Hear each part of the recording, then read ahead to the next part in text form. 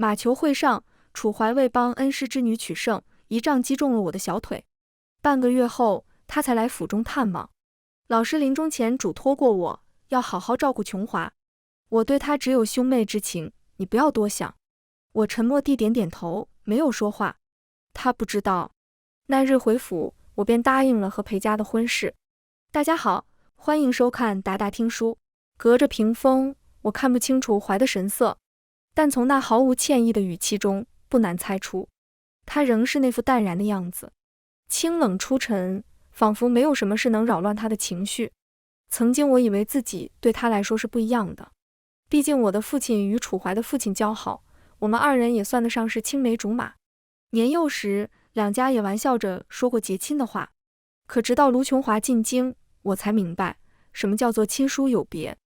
一向拒人于千里之外的楚怀，会陪着他逛灯会、买首饰，会亲自教他京中礼仪、处世之道，甚至会怕他受叔父神母苛待，将人接进国公府照料。无他，只因为卢父临终前嘱托他关照自己唯一的女儿，启朝尊师重道，所以楚怀的这些举动并未惹人非议，反倒是让人称赞他有君子之风。去年冬日，我们三人去庙里上香，外头突然下雪，楚怀怕积了雪不好走，拿着唯一的伞先送了卢琼华下山。后来果然大雪封山，我在寺中等了1日1夜，才等到父亲来接。今年3月赏花宴，卢琼华误摘了长公主最爱的牡丹，吓得脸色惨白。楚怀当即将花插在我鬓间，说卢琼华初来乍到，没有家世背景，若是再被贵人斥责，怕是在京中难以立足。好在长公主与我母亲是手帕交，并未生气，反而赞我有花开堪折直须折的心性。我不是没有脾气，但每每生气时，楚怀都会来上一句，照顾琼华是恩师所托，不敢违背。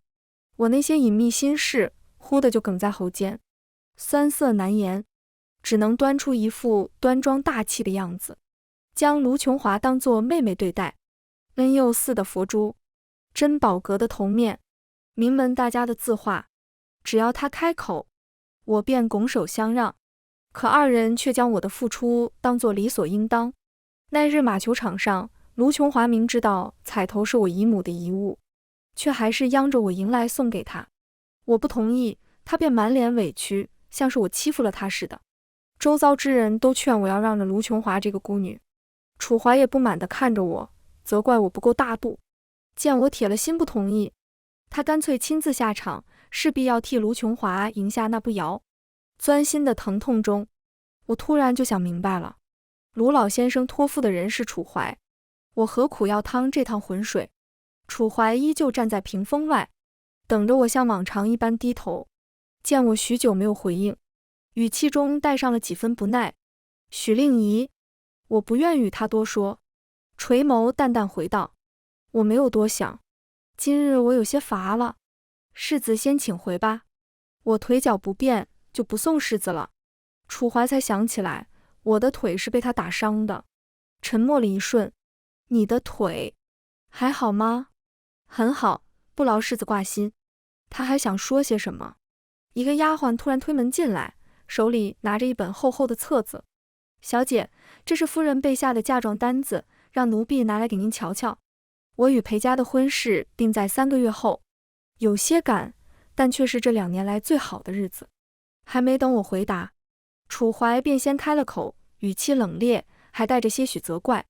令仪，琼华的婚事安排好之前，我是不会成亲的。若是从前我听见这话，定会暗自垂泪，一边委屈连自己的婚事都要给卢琼华让路，一边爱着楚怀的君子之风，不敢提出异议。但现在，我只是学着京中其他人的样子，含笑赞了一句，世子高义。在府中又养了半个月，确定不会留疤后，母亲才放下心来，让我约着表妹出门挑嫁衣。临行前，她替我理着衣领，欲言又止。令仪，你当真放下辅国公家那小子了？你若还念着他，那卢氏母亲自会替你料理。眼眶有些发烫，被一个人丢在庙里时，被楚怀当众冷待时，被马球狠狠击中时，我都没有落泪。可今日母亲简单的一句话，却几乎叫我泣不成声。母亲是柏林崔氏的女儿，世家大族的手段数不胜数，要想对付一个卢琼华，并非难事，甚至都不需要母亲出手，我自己便能将这事处理干净了。过往种种，不过是顾念着楚怀，投鼠忌器罢了。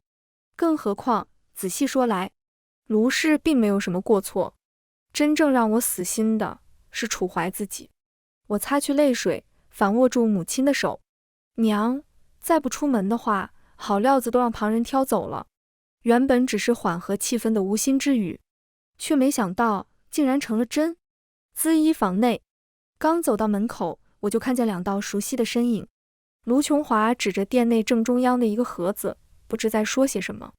掌柜一脸为难，但碍于他身边的楚怀不好发作，只是不停地解释着：卢小姐，这料子是人家半个月前就定下的，真的不能卖给您。看见我时，掌柜两眼一亮：许小姐，您来了。我应了一声，伸手拿起那块浮云锦，笑着看向好友：婉宁，你看这颜色，用来做盖头，再合适不过了。一旁，卢琼华用充满哀求的眼神看着楚怀，轻轻扯了扯他的袖子。楚怀微微蹙眉，似是在等着我上前同他打招呼。只可惜，一直等到掌柜包好料子送我和婉宁出门，我也没分半个眼神给他。他眉宇间满是不悦，伸手拦住我：令姨，琼华他真的很喜欢这块料子，你能不能先让给他？楚怀身后，卢琼华一脸得意之色，挑衅地看向我。放在从前，我一定会拱手相让，但现在我只是后退一步，和楚怀拉开了些许距离。人人都说世子是君子，那君子不夺人所好的道理，想必世子应该比我懂。楚怀愣了一下，没想到我会如此直白的拒绝，脸色顿时难看起来。卢琼华见情况不对，赶忙开口：楚怀哥哥，只要嫁的人是你，用什么料子，琼华都无所谓的。既然姐姐这么喜欢，我们就别和她争了。楚怀要娶卢琼华了？我的步子停在原地，诧异的同时，又觉得有些释然。我早该想到的，还有什么能比把人娶回家照顾得更好呢？我苦笑一声，淡淡看了一眼楚怀，他面上没有半分波动，一副理所应当的语气：令姨，琼华只是平妻而已，她家世不显，在京中寻不到好的夫家。你知道的，老师对我恩重如山，我不能辜负他的遗愿。我已同母亲说过，待琼华进门后，便去你家提亲。卢老先生除了是楚怀的老师之外，还曾在秋猎中替他挡过一剑，说是恩重如山，并不为过。楚怀还想接着往下说，我却突然觉得有些可笑。我从前到底是多么卑微，才能让楚怀面不改色地对我说出这些话？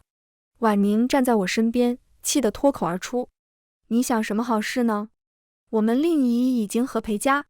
我伸手打断他，朝楚怀露出一个端庄疏离的笑容，一字一句：既是恩重如山，世子何该娶卢姑娘为嫡妻？一生一世一双人才对。说完，头也不回地离开了。唯有楚怀还站在原地，神色晦暗莫名。那日后，我便很少出门，安心待在家中绣嫁衣。世家之间百年来通婚不断，河东裴氏如今的主母便是我的堂姑，虽是继室，但经营多年，在族中的威望不可小觑。与原配所生的嫡子也相处融洽。我嫁过去是亲上加亲，既不用受婆母的刁难，又能拉近裴氏与崔氏的关系，百利而无一害。日子就这样一天天过去。再见到楚怀和卢琼华，是在宁远侯夫人的诗会上。辅国公世子要娶恩师之女为嫔妻的消息，早在半个月前就传遍了京城。卢琼华今日是以楚怀未婚妻的名义来赴宴的，举手投足间俨然一副国公府少夫人的派头。二人站在一起，任谁见了都要夸上一句郎才女貌。只是不知为何，楚怀看起来并不高兴，薄唇紧抿，目光若有似无地落在我身上。我避开他的视线，跟在母亲身后，听着他和宁远侯夫人寒暄。宁远侯夫人是当今皇后的亲妹妹，还在闺中时就有京城第一才女之称。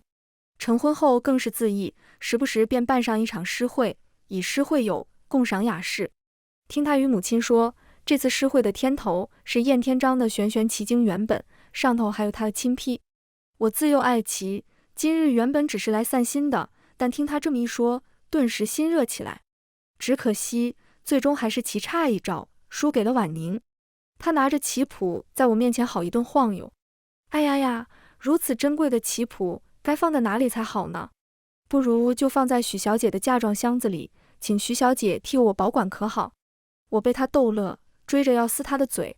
一转身，却不知楚怀何时站在了我俩身后。令姨，能否借一步说话？我犹豫片刻，最终还是同意了。正好有些事该当面同他说清楚。长廊内，楚怀负手而立，一开口便是责怪。琼华请你今日与他同来，你为何不依？我被他问得一愣。昨日卢琼华确实派人送过信，说他在京中没有什么旧识，约我今日一同赴宴。话里话外都透露着今后我与他要共侍一夫，应当比旁人更为亲近的意思。看得我心口不适，便打发人回了他，却没想到这竟然也成了我的不是。我反问道：卢琼华是我什么人？他说的话，我难道非听不可吗？楚怀眉头皱得更紧，眼含怒气。许令仪，你还要闹到什么时候？我都说了，只把琼华当妹妹看，娶她入府也不过是为了给老师一个交代而已。时至今日，楚怀仍旧认为我是在与他置气。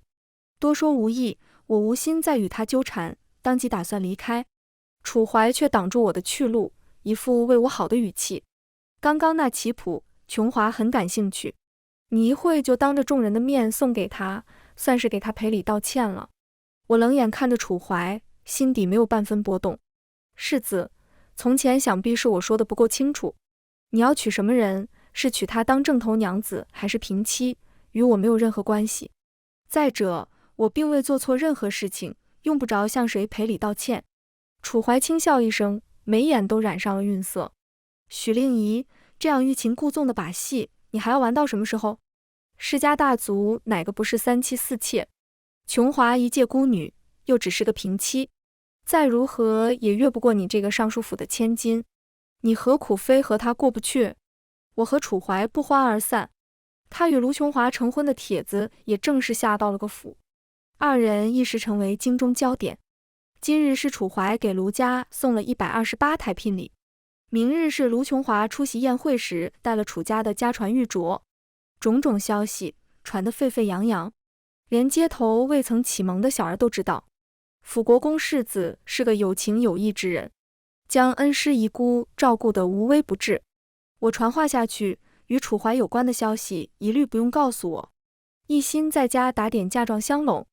7月19，陪家进京，我陪着母亲去迎。谈话间，正巧看见辅国公府的车队出城，说是世子要陪着新婚夫人回江南祭拜亡父。8月初3，裴府下定。我第一次见到了我的未婚夫，河东裴氏的嫡长子裴望。少年松下抬眸，棱角分明的侧脸半掩在阴影中，心跳忽的就漏了一拍。姑母轻易的笑声从庭院中传来。早和你说过，他只要见了人，什么楚怀赵怀的，包管忘得一干二净。母亲满是无奈，小时候好色也就罢了，怎么成了大姑娘还是？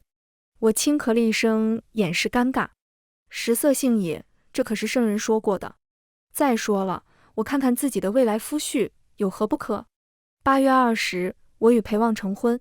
裴父公务繁忙，府中事宜亦应交给姑母打理。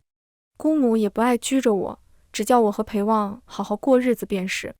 我成了婚，倒是比在闺中时还要自在。只有一件事，我同裴望一直不曾圆房，憋了几天，到底是忍不住，回家同母亲说了。回裴府的马车上，我想着母亲说的话，忍不住脸颊发烫。眼看着快到裴望下朝的时辰了，干脆就在花厅等着。只不过没等到裴望，却等到了2个意想不到之人。听到门房来报时，我是有些诧异的，毕竟从前也没听说过辅国公府和裴氏有什么交情。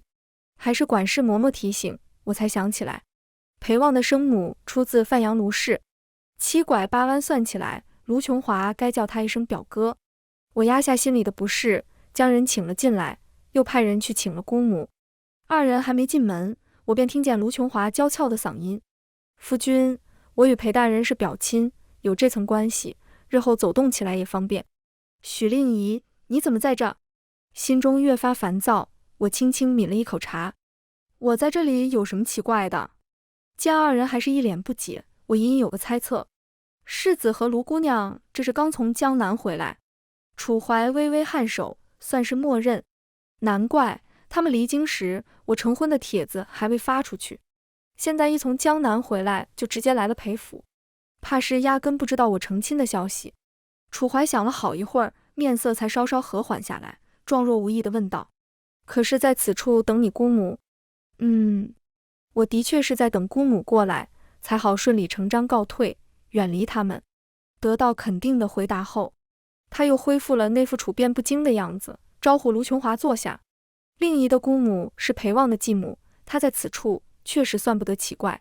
卢琼华听得此言，颇有些得意地看着我。原来是这样，那如此说来，许姑娘也算是裴大人的表妹了。不过这继母家的表妹，到底算不得正经亲戚。许姑娘尚未出阁，还是少来裴府走动，免得惹人说闲话。一旁的侍女想开口说些什么，我摆摆手，好整以暇地看着卢琼华。我要没记错的话，卢姑娘还未出阁时，可是住在国公府的。卢琼华被我呛了一下，面上有些挂不住，颇有些委屈地看着楚怀。夫君，我也是为了姐姐好。果不其然，楚怀一见他这副样子，下意识便想指责我。碍着是在裴府，他稍稍压低了声音：许令仪，你非要和琼华过不去是不是？你要是再如此的话，休怪我。话音未落，一道带着轻松气息的身影从外头走进来。今日家里怎地如此热闹？身侧，楚怀还在不住地朝我使着眼色。我视而不见，上前接过裴旺手中的匣子。夫君今日又给我带了什么回来？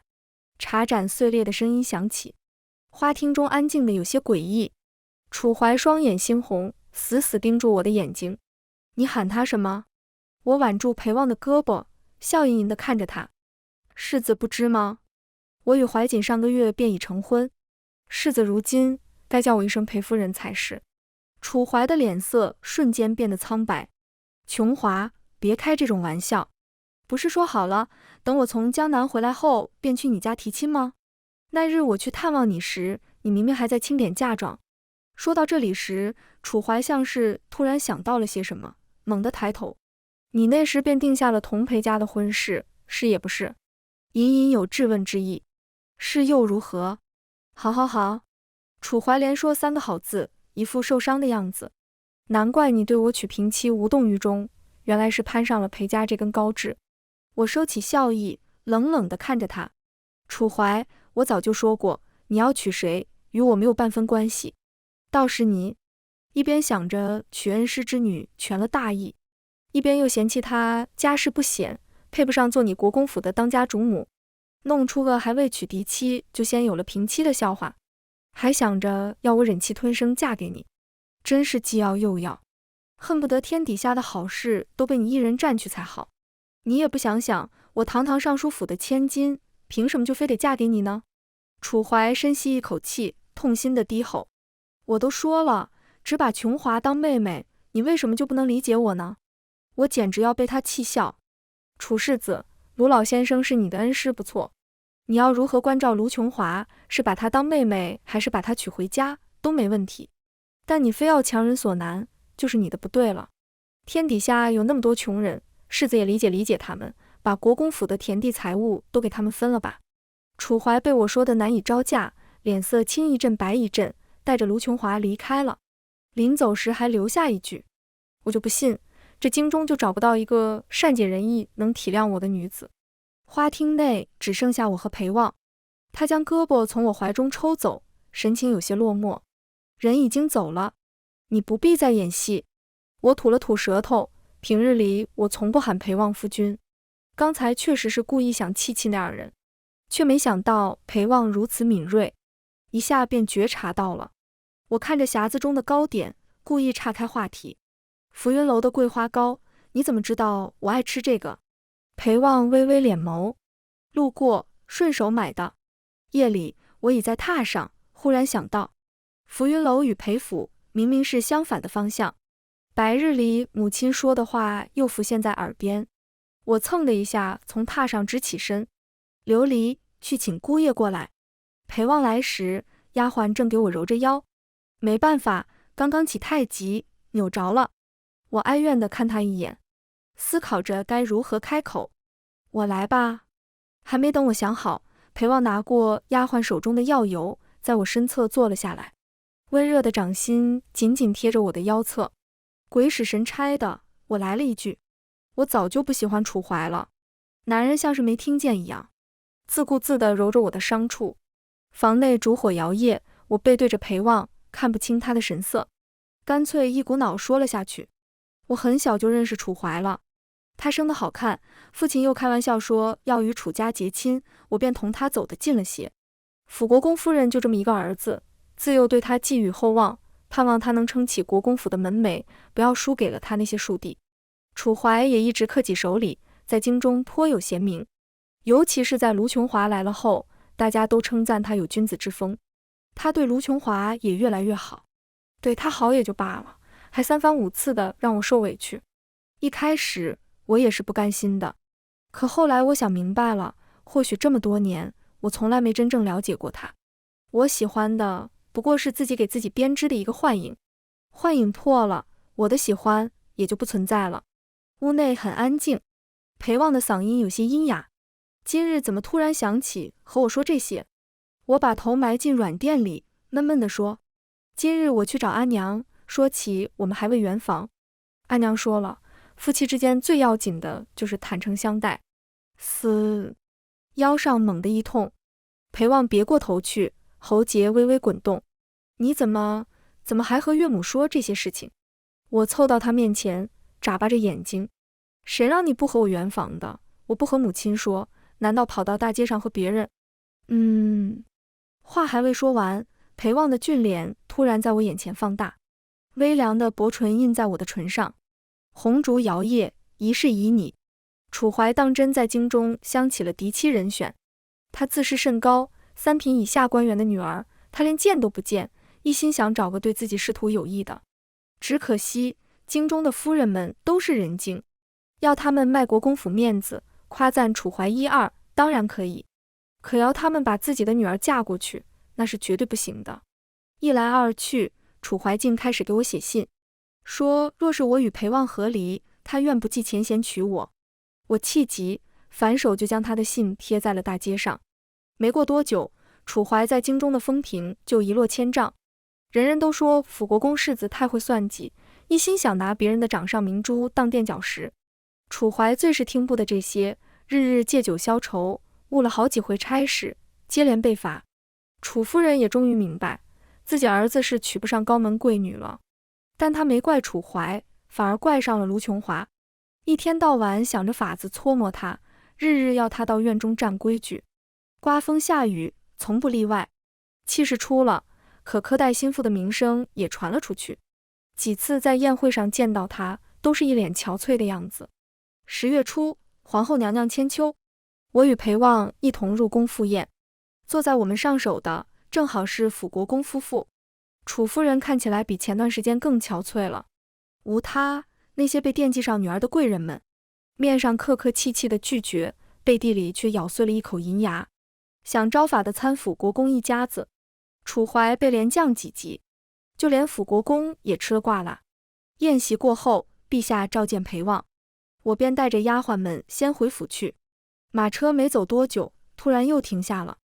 琉璃压低了声音传话：夫人，是辅国公府的马车。我掀开帘子，楚怀一脸失魂地拦在车前，哪里还有几个月前意气风发的样子。此处虽是小路，却也有不少摊贩。我看着楚怀，冷冷问道：世子这是何意？楚怀没有回答，扒着车窗，有些急切地说道：令仪，错了，都错了，不该是这样的。这几日来，我一直都在做同一个梦，梦里没有马球会，你也没有受伤。我娶了琼华，又娶了你，仕途顺遂，成了最年轻的宰相。琼华虽有些任性，可一直很是敬重你。你身子不好，无法有孕，他便将孩子记在你名下。我们一家人很是和睦。对，就应该是这样，就应该是这样才对。我听得一阵恶寒，赶紧催促着马车掉头离开。可楚怀却死死扒着窗边，鞋都跑掉了也不在乎。周遭围观的人越来越多，还是卢琼华令下人拦住了他，我们才得以顺利离开。回府后，我一头扎进裴旺怀里，说起今天的事情，说着说着，竟还流了泪。裴旺轻声哄着我，他说你身子不好，可你如今都怀孕月余了，可见他说的那些都是疯话，不必在意。我这才安下心来，一心待在府中养胎。在听到楚怀的消息时，是在2儿的满月宴上，婉宁悄悄告诉我，楚怀疯了。他从7、8个月前开始，就一直神情恍惚，还在上朝时大放厥词说自己是宰相，多亏了辅国公豁出老脸求情，才没被拖出去打板子。只是差事彻底丢了，世子之位也落到了他庶弟头上。他被关在府中，日日都念叨着什么前世今生的事，有一回还当众打了卢琼华。卢琼华借机大吵大闹，非要同他和离。辅国公夫人本就看他不顺眼，见他还敢同自己儿子和离，当即便写了休书，把人撵了出去。推搡间，卢琼华突然见红，大家这才知道她怀孕了。辅国公夫人悔不当初，可到底是晚了，只好把这账又记在了卢琼华头上。小月子都没让人做，当晚就送进了家庙，说是要让他日夜诵经，给自己可怜的孙子赎罪。婉宁一边说，一边紧张地拍着胸口，还好你当初没嫁给他，真是菩萨保佑。我好笑地看他一眼，想起从前的事情，突然有些恍惚。是啊，真是菩萨保佑。正文完，裴旺番外。我叫裴旺，是河东裴氏的嫡子。9岁那年，母亲去世，还不满半年，父亲便娶了继室。他们成婚那日，我没露面，一个人待在母亲生前最喜欢的树下发呆。许令仪就是那时出现的，瞪大眼睛看着我流口水。我转过身去，他便又噔噔噔跑到我面前，露出一个傻里傻气的笑容。哥哥，你真好看。见我不说话，还从小手帕里摸出一颗糖来。哥哥，你怎么一个人在这？你不开心吗？我知道她是我那继母的堂侄女，刚刚接亲时就属她姑姑姑姑的喊得最大声。我不喜欢继母，也不喜欢她，一把将她的手挥开。她吓着了，小手局促地捏着衣角，有些讨好地冲我笑。我心头忽的就软了一下，一个小丫头而已，同她置什么气呢？我原以为许令仪参加完婚宴就会走，可没曾想她竟在府中住了下来。听说是我那继母要求的，说是自己远嫁，想多留小侄女一段时间，陪陪自己。我身后从此就多了一条小尾巴，走到哪跟到哪。不论我怎么凶她，她都只是傻乎乎的笑。我对她最凶的一次，是母亲忌日那天，她贪玩，弄坏了母亲送我的荷包。我狠狠骂了她，让她日后别再出现在我面前。那之后，我很久没再见过她。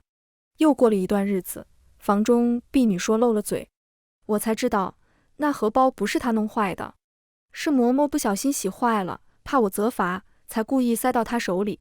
我第一次去了继母的院中，想向她道歉，可继母却说她前几日便回京去了，只给我留了一个包裹。我打开包裹，里面有各式各样的小东西，饴糖、面人、竹哨子，还有几颗奇形怪状的小石头。伺候她的小丫头说，这都是小姐想送给您的，又怕您生气不要，便叫我们收了起来，说什么时候您不生气了，她再送过去。我拿着包裹，想起那个受了委屈只会傻乎乎笑的小姑娘，忽然有些想流泪。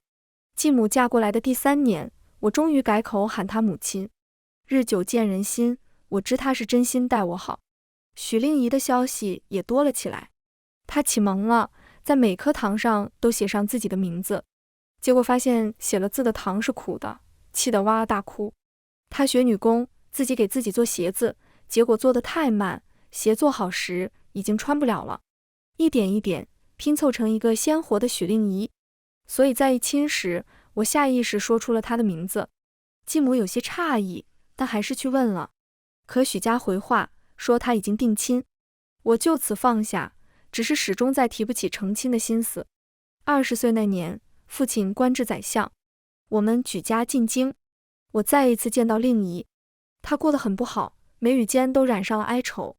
他的夫君娶了恩师之女做平妻，占着大义的名头，事事都要他退让。